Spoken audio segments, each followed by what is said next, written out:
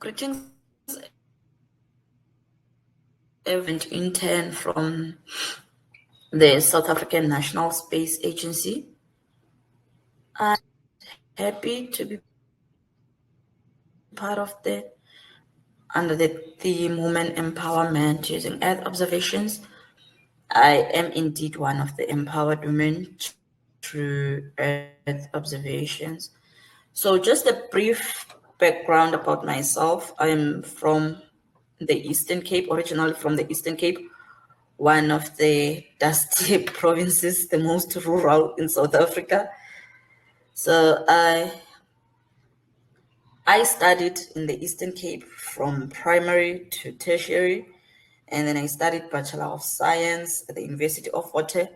Before I even enrolled for a Bachelor of Science degree, being from such rural areas, the only careers that I was aware and I knew of was becoming a teacher, a nurse, an administrator, a policewoman, or a medical doctor.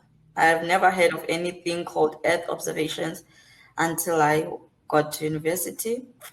When I started studying at university, I did a Bachelor of Social Sciences because I thought being a social worker is one of the suitable careers for a woman, especially because it's one of the few things I knew about. And then when I was doing my first year, I then realized that that's not what I wanted because I wanted something more scientific, and I had this natural love for our nature and for our environment.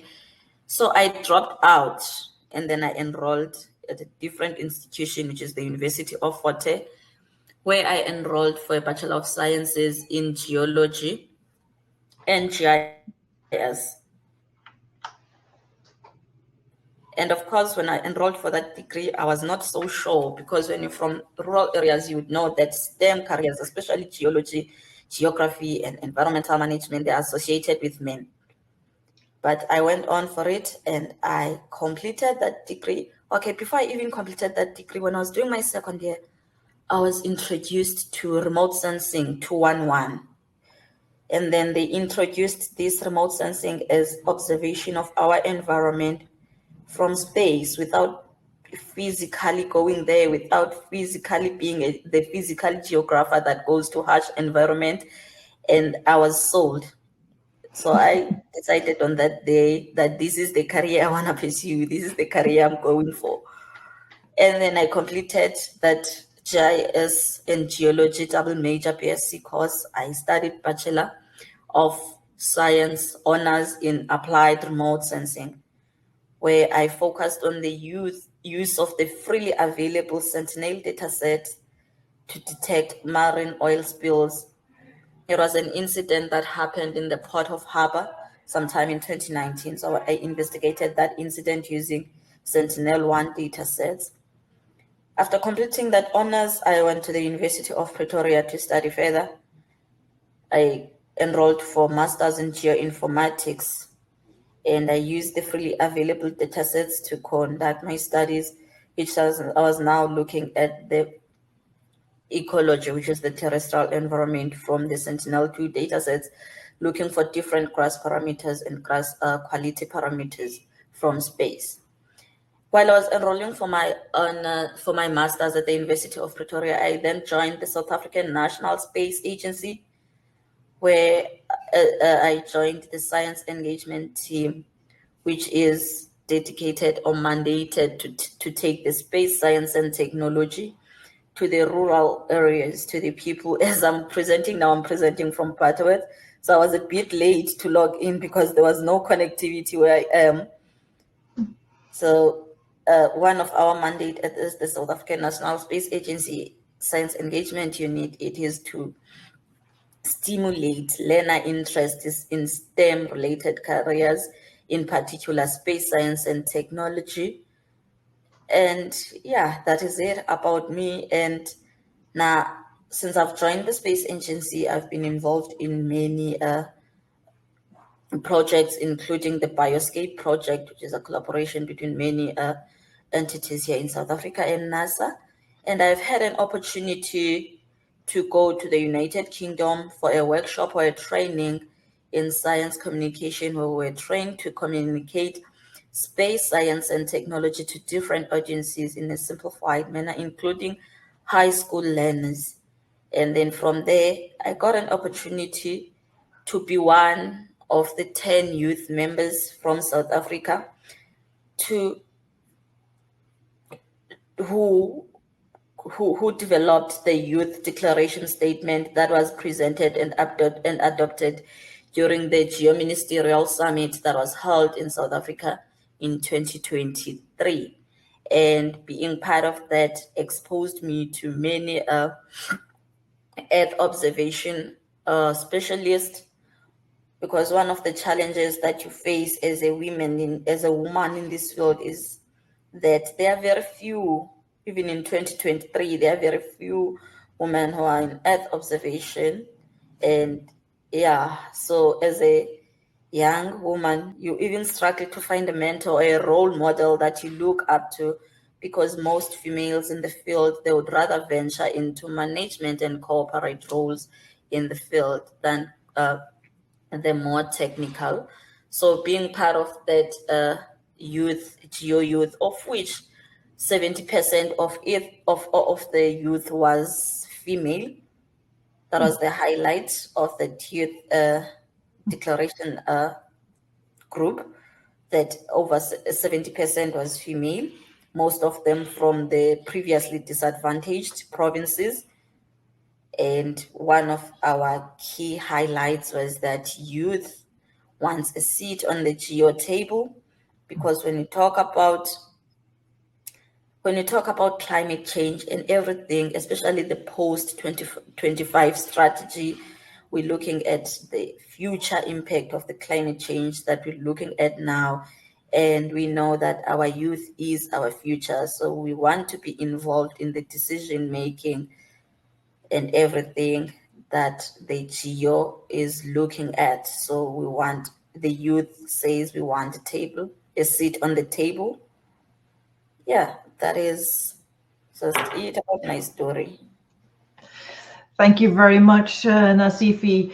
And indeed, a very compelling story, and very interesting to see where you come from. I'm very glad that you started actually from the beginning.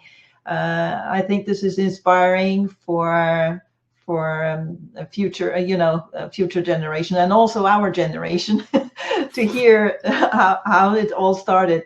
And it made me think of my own, my own perspective, my own motivation.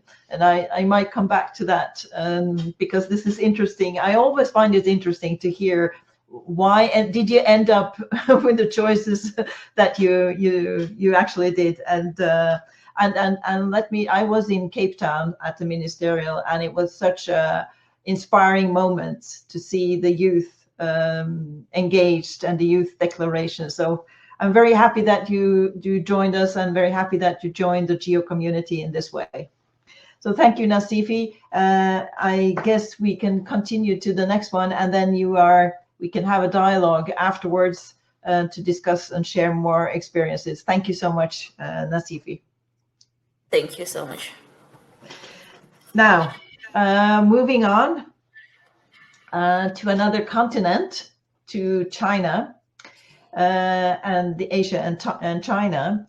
We have Li Tia with us here from ERCAS. She is a senior member of the Asian Oceania GEO, regional GEO, and a task lead there for drought management. She's been working on water cycle, so also a water perspective, but drought in this case. So, Li, let's jump to it and hear your story. Thank you very much, Benny, for the invitation, and thank you all the audience. I'm sorry, so for the technical problem. Anyway, I will give, with the help of my PPT and PowerPoint, I will introduce some of my stories. I am Li Jia, coming from the Aerospace Information Research Institute of Chinese Academy of Sciences. As probably some of you know, that Chinese Academy of Sciences has quite a lot of institutes, up to probably hundreds. So we are, AIR is one of those hundreds institutes working on remote sensing information, this type of research. So, okay. I myself, my work focusing on Earth observation for terrestrial water cycle and climate change related issues. Actually, I'm quite old already, and I got my bachelor degree in meteorology in 1988, and then the master degree in 1997, and then only moved to remote sensing study using satellite data in between my master period. So then in the end, I started remote sensing for my PhD research in Wageningen University in the Netherlands. That should be 2004, not 2024. So I got my degree in 2004. So currently I'm leading a team, a lab, let's say we call it this Earth observation for terrestrial water cycle and climate change in the Institute. And also I'm part of this newly established International Center for Big Earth Data for Sustainable Development Goals, and also member of WCRP GWEX, the Science Steering Group. Then also, as introduced by Bendy, I'm also co-chair of the task group on drought monitoring and evaluation of the Oceania GEO. And so when we talk about remote sensing, Earth observation, easily we can see quite a lot of nice pictures. Like for example, in this slide, that you see the changes of the Chad Lake area with time that is influenced by the climate change, climate factors, and also the human activities in this area. But actually, to really use satellite data is not an easy job. So here it involves quite a lot of basic science issues, including the physics, geomatics, mathematics, atmospheric science, geography, ecology, hydrology, and whatsoever the field that one works with. So that means quite a lot of very heavy and fundamental research behind the nice pictures we can see from the satellite images.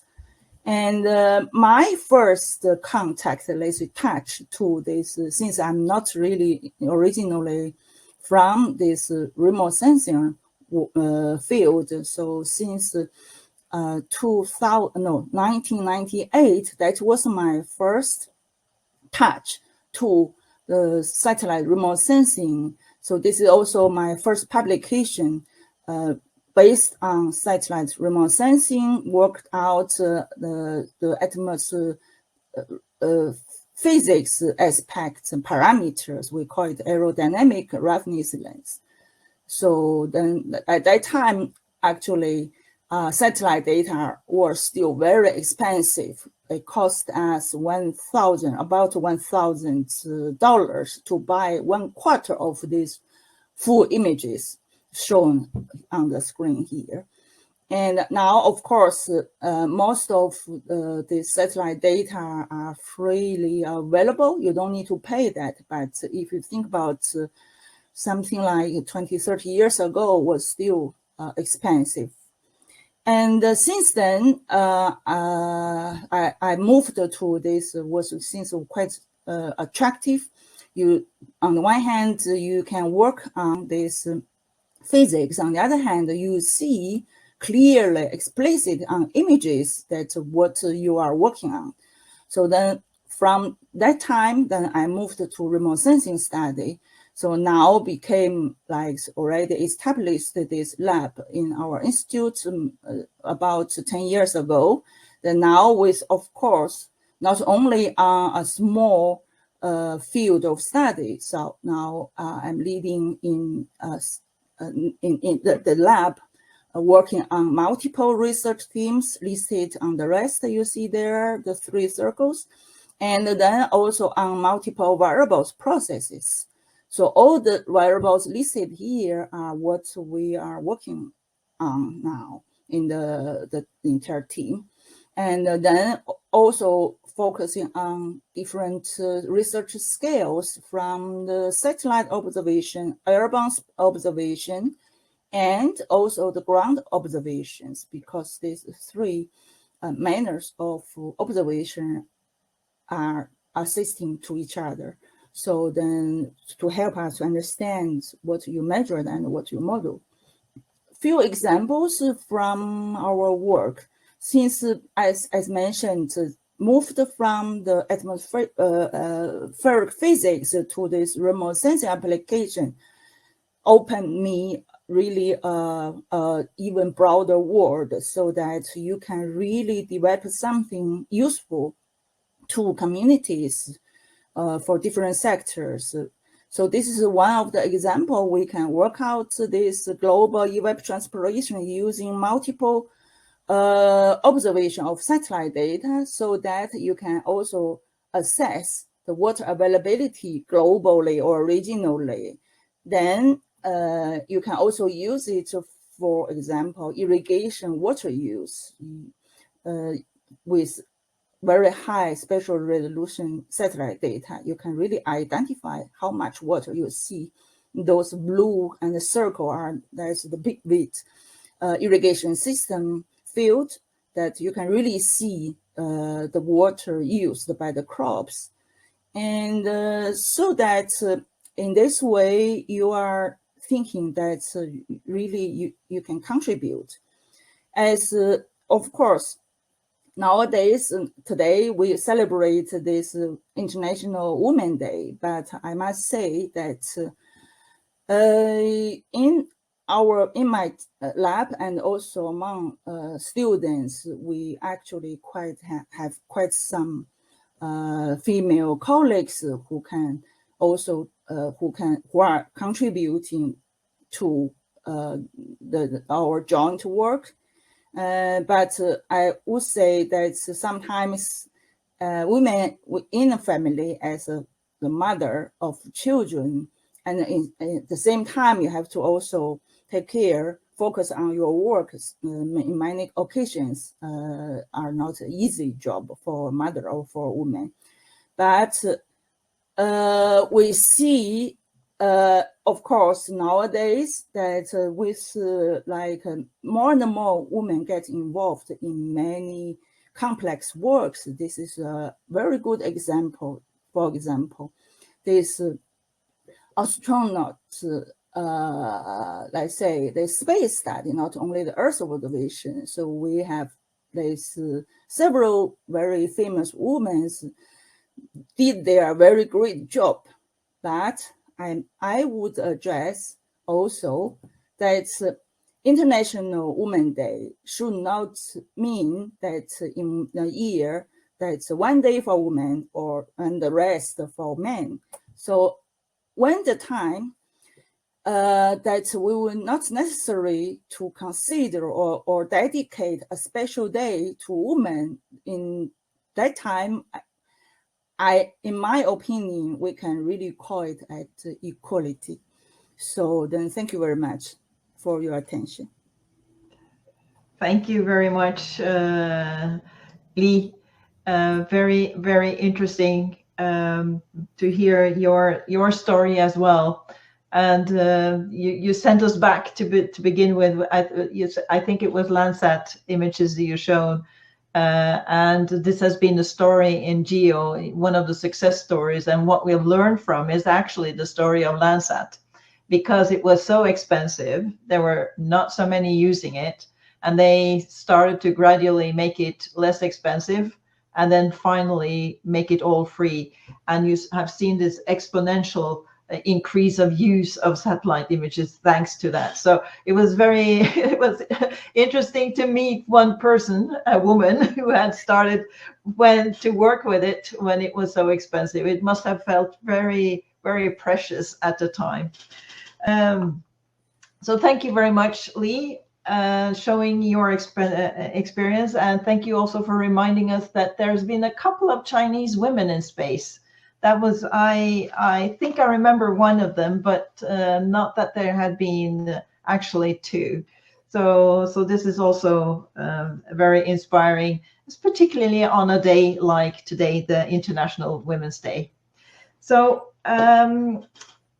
I thank you, and we will come back to more discussions, but now I think we should also go to another Asian country, or Oceania, I guess is more correct, in New Zealand. And if you, yes, so Liliana. Yes, hi Liliana. So Liliana, Hi. Is it correct that you are a Maori, but you have lots of genes from other indigenous groups also, if I'm not mistaken? Yes. Yes. And yes, and now we are, so now it was very nice to end with the space view from me, and now I feel we are going to be very grounded with traditional knowledge that you have mixed with the new modern I call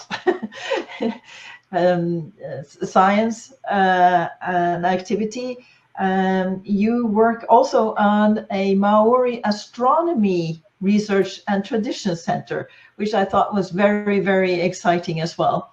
So and you are trying to, or you are working on combining these different fields of different perspectives. So Liliana, I will give the floor to you. I'm very excited to hear your story. Kia ora koutou katoa, ko Liliana Clark tōku ingoa. I te tau tōku papa ngō Ngāti Rangi ki Ngāwha. I te tau tōku mama ngō Te Raroa, Waikato Tainui, Ngāti Parae hoki. Kia ora everybody, my name is Liliana. I just introduced myself and the different tribes that I hail from. I guess maybe if I take a step back, and everybody's talked about what got them into this field, what got them into STEM. Probably one of the main reasons I actually got into this field was through my name. I was born with a name that comes from the stars. My name, Whetū Marama, is the moon and the stars. And so when I was born, that's what appeared. My grandmother had just passed away, and then this particular star constellation appeared in the sky. So it's not only is it in our genes, it's also a familial experience for, and a lot of our, I guess, destinies are chosen even before we're born. So I guess it's serendipitous that I then became involved in Māori astronomy. I've always been interested in the night sky, also the solar lunar calendars of our ancestors, both current and traditional historical calendars, and how we use our solar lunar calendars to not only track the stars and the different constellations and the different planets, but also the the solar sphere. So I guess that's probably one of the reasons why I actually got into this field. I've always been interested in science. I also probably wanted to be a marine biologist, and then that slowly led me into university. All through my undergrads, I was the only Māori female student in my undergraduate studies throughout my science papers. I'd probably say there were a little bit more Māori students that were in the geography papers, but majority of my undergraduate experience has been solo throughout my papers.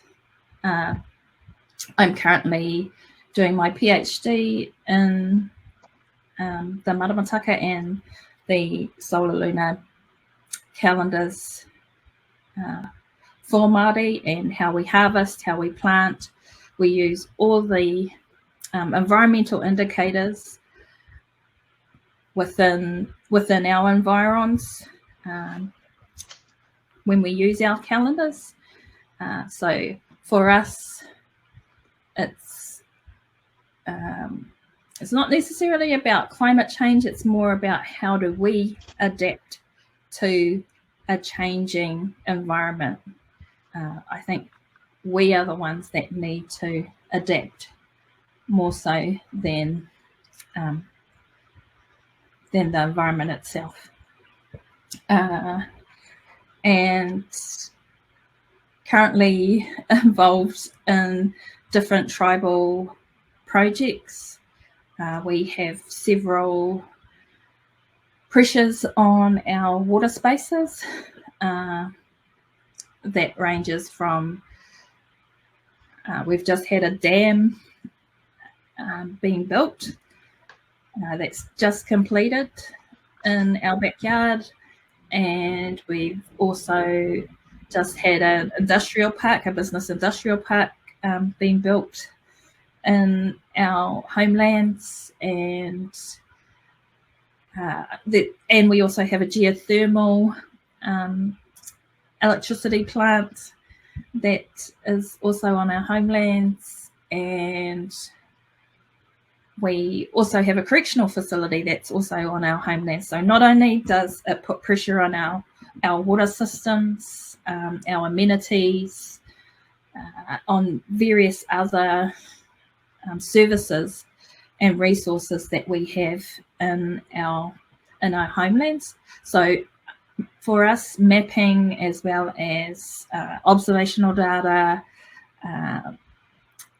using all of those, both open source, publicly open source, as well as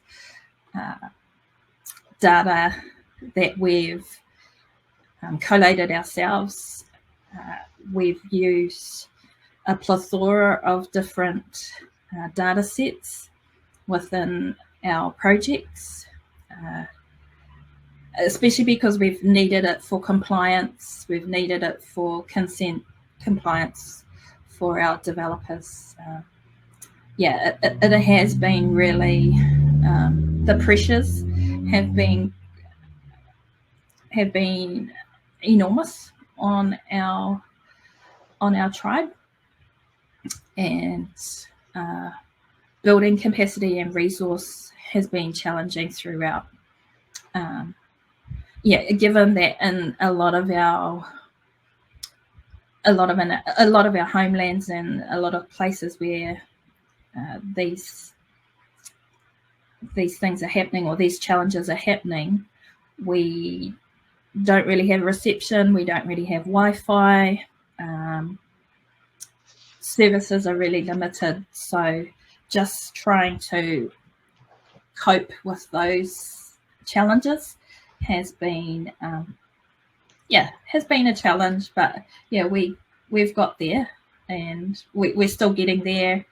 And we have different things that we use. I'll probably share one of the projects that we've been working on. These are the youth of our tribe.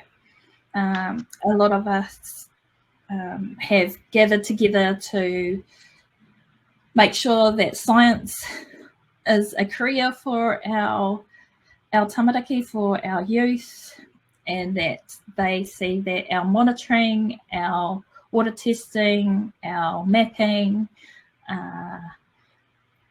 all the different things that we do in our projects, the children are involved and the youth are involved.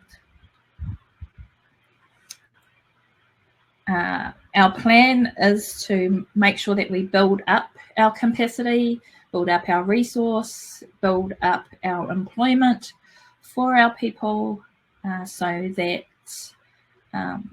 we become the experts in this field, both in the science capacity as well as in our cultural experts capacity.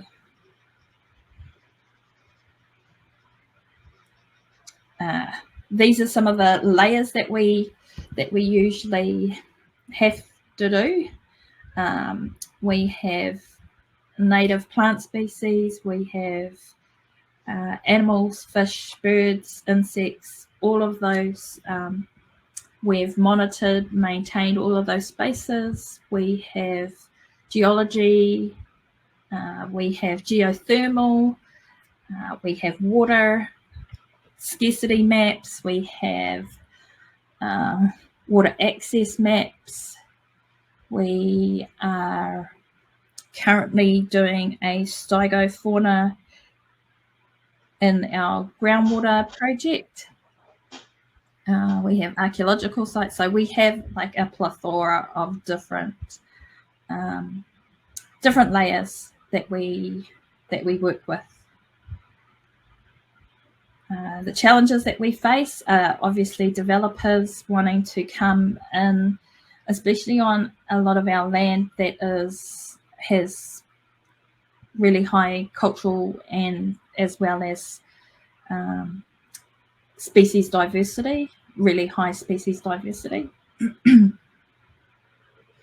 These were our youth that had to do a muck out when the bulldozers and the Moxie trucks come in to do development, and so we had to relocate our freshwater eels. This is a photo of the dam that we've had to make sure that they are complying with our recommendations as well as our cultural impact assessments. We also have a geothermal plant, and we also have to make sure that they are also compliant. So having access to maps, having access to databases, data sets has been extremely useful for us, as well as we are able to make sure that they are compliant, and we are also able to make sure that things are getting maintained and monitored. These are our freshwater eels that we had to translocate. All of these go into our, we use Kobo Toolbox, and we try to do as much GIS mapping and use as much software and tools as we can, but also knowing that a lot of our places that we do monitor are so off the grid. And how will we know we are successful? For us, succession is success. So for us, it's about building our youth and building our right from our babies to our elderly making sure that everybody is involved. So that's just a little bit of a, I guess, a day in the life of what I do. One of the things that I do. So yeah, I guess I'll hand it back to the floor now. Yeah. Thank you so much, Liliana. It was interesting at this. What struck me with your stories that we actually heard, and this is not very often we do. You know, why did we end up doing what we actually do? You know, from very early age. And I can join in by telling my little story also, because it's also related to space. I grew up on the countryside in Norway, and as a little girl, I was looking at the stars. It was before all this light pollution. It's a problem now. But looking at the stars, and I wanted not to understand only the Earth, but actually the universe. That was my and that was my motivation to become an astrophysicist. That's my background. So I think it's very interesting to see your stories here. We seem to be fascinated by space from different parts of the world, and I ended up becoming an astrophysicist. And then now today I focus on planet Earth, and I say that I don't discriminate against any of the planets. So that's why I focus my time right now on this planet where we live. But it was, you know, so we having this fascination with space seems to be a common denominator somehow. And Liliana, it's interesting. Now of course, you come from indigenous people, but I will say that when you coming from Norway and a rural Norway, we also very much are very attached to the different seasons, to the changes. I guess you might have it I'm not sure in New Zealand, but we do have very strong seasonal changes in light. So in the old days, we were getting up with the sun, working like crazy until the dark. In the summer, the days where, you know, it wasn't really dark in the summer, and we had long periods with no light, almost no light in the winter, and we were adapting to this. And I feel like still today this is ingrained in us, as you were describing, that the connection with, you know, the traditionals and the traditional connectivity with the changes of the planet. I will ask you, Nasifi, because your story was also very connected to where you grew up, right? How should I say, the harsh. It sounded like it was the harsh environment around you, and that was something that you feel very connected with. So I guess you adopted also to this harsh, you know, was it water? Is it not going to be water? Can you talk a little bit how that, you know, that traditional approach or perspective comes into your young life? Growing up in that rural Eastern Cape, where the only source of survival is agriculture, kind of influenced my career in a way. Now I focus mainly on the application of satellite technology to monitoring rangelands where our livestock feed, because where I grew up, the only source of income and survival is through agriculture, both livestock and crop farming. So as a rural girl myself, that, you know, you would notice over time that our fields, agricultural fields, are not as productive as they were before. and you'd want to understand the cause of that. So that is why I focused mainly on the application of satellite technology to understand climate change and its impact on the natural environments, including our natural rangelands. Yeah. So your motivation came actually from your, from your growing up, right? From the challenges. Yes. From the challenges that I know where I grew up, from where I grew up. Yeah. Yes. And Lee, of course, so your focus is on drought, but the water and the importance of water. We know that in China you have two huge rivers, right? And the civilization actually grew out of those rivers. Has that played a role? I mean, this story, the history of China with respect and the relationship to water, has that played a role in your choice? Can you hear me now? Let's try. Yes. My story is more complicated because I'm much older with like longer career experience already. As I mentioned that in the beginning, my subject was on like meteorology, atmospheric physics.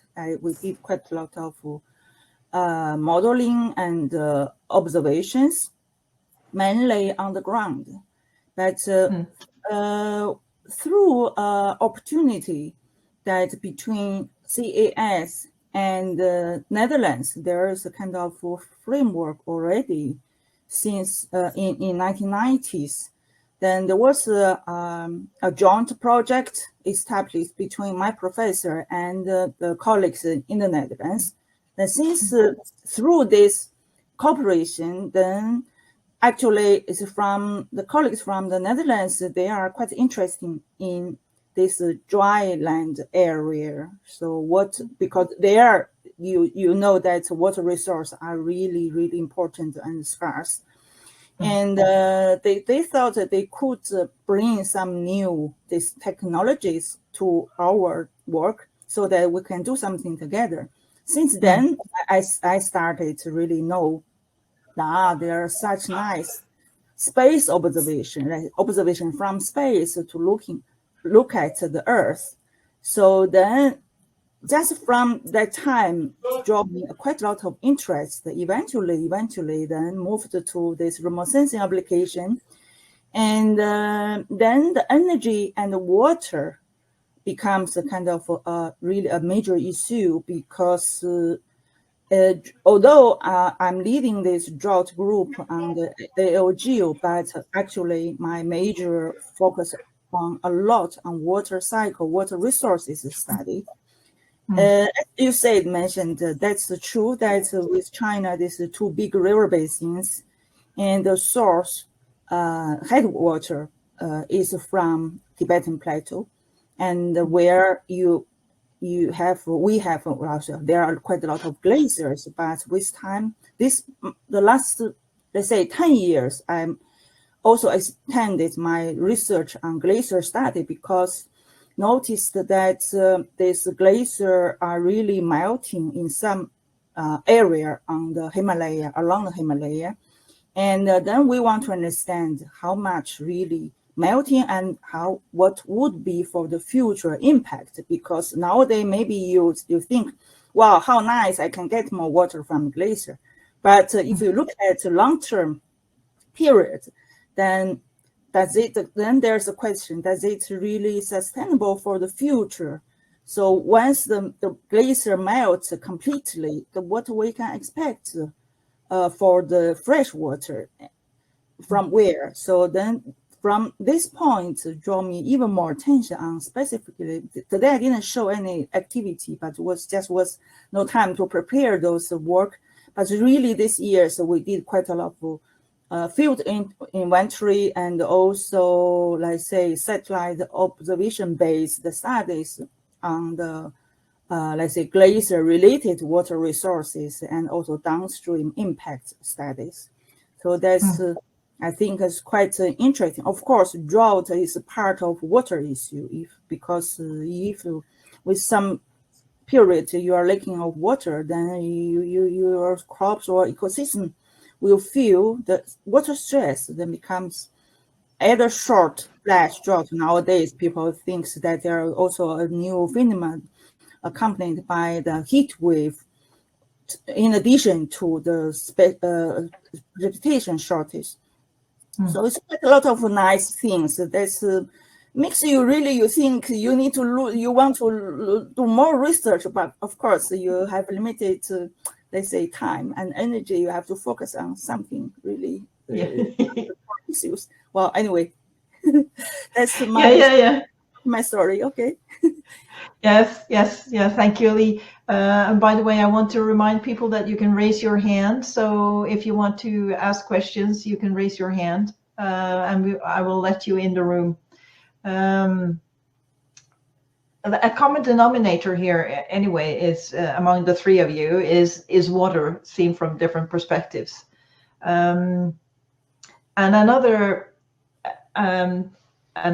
common denominator, you could say, is space, and looking at the planet from space.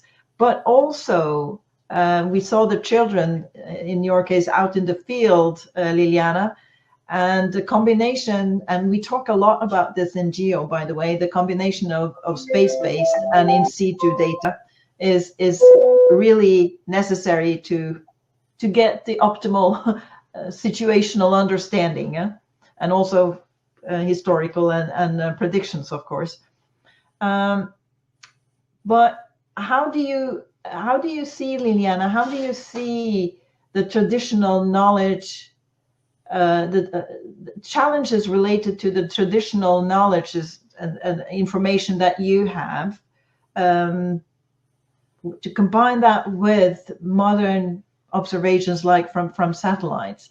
Is there, how do you deal with that? Is that an issue at all, or is it just a technical perspective problem, or how do you see that? I feel like it's all of the above.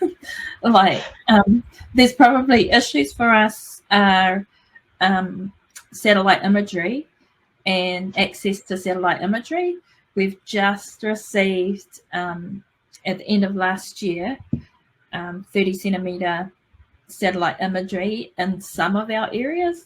So we don't have a lot of really good resolution in a lot, especially in those rural areas. So that, and we're just working with Woodwell Research Climate Centre in regards to accessing our some of our climate change layers, and and our climate change data sets. So a lot of our I guess challenges and issues for us is the technology isn't as advanced as it is in other places around the globe. And so, we have to really make networks and research colleagues from throughout the whole world to make sure that we can actually get access that is either in real time, or data that's in real time, or data that's even just receiving data that's a couple of years old. Like, I feel like that's a challenge. Traditional data, or for want of a better word, or historical cultural data, and knowledge and information is, I think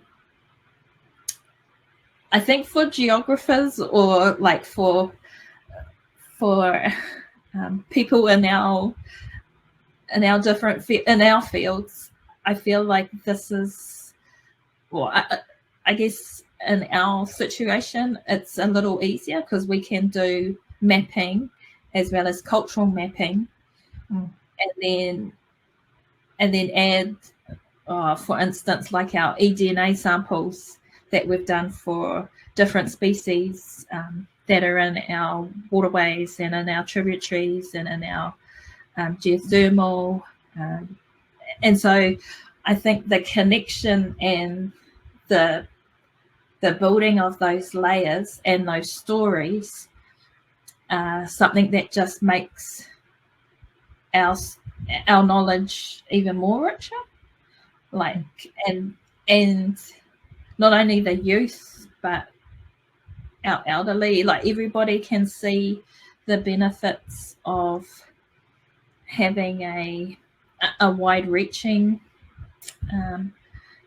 and a diversity of different knowledge and of different data sets, information, and especially when we do have pressures, like we have E. coli,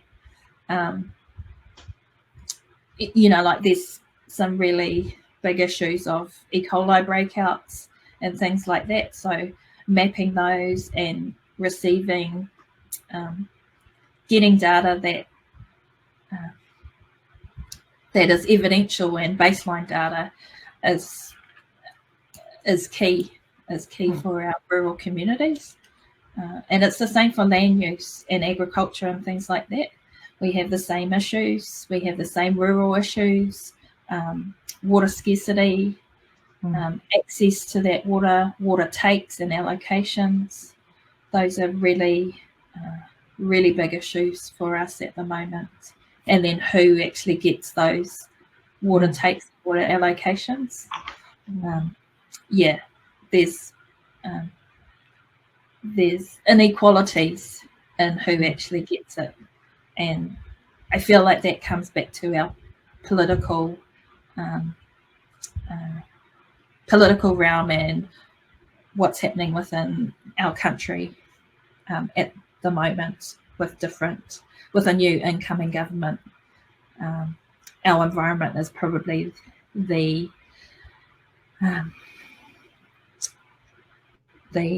hardest done by at the moment, with different bills coming through on water reforms.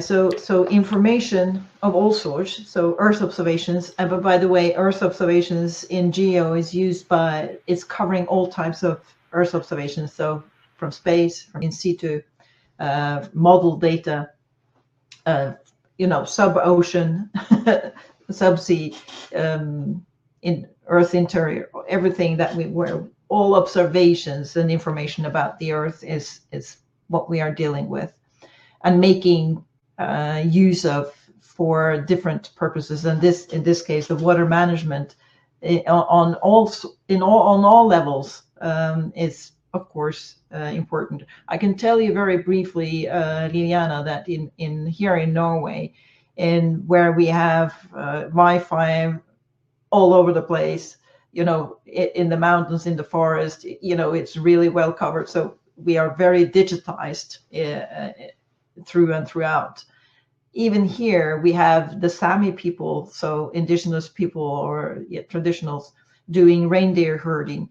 And there's a conflict between, how to use the land and to gather information about the use of land, the biodiversity, and the amount, for instance, for reindeer herding. It's very important to have vast areas. And that comes into conflict with, for instance, energy. We have a lot of water. I think this is the same in New Zealand. You have, similar geography as us with mountains and lots of rain. So water scarcity is not an issue. The rain comes, it's a renewable energy all the time, but you need to do dams, which then is taking land, is influencing the landscape, other activities. So we know this now. The big conflict of interest in Norway is on wind turbines. For some reason, they have figured out that wind turbines is a good idea, and they destroy enormous amount of mountains and where the reindeer activities is going on. So there's a conflict, and one of the things that goes into this is the information, the power of information to document that, hey, this is necessary for this and that activities, for reindeer herding, for cows, I guess, for agriculture there in Africa. Conflicts of interest of how to use the water for so many. I know this in China is, how do you use this water? You have plentiful from Himalaya, but how do you distribute it for energy, for agriculture, for other purposes? There's always conflicts, interests that needs to be taken care of. And the information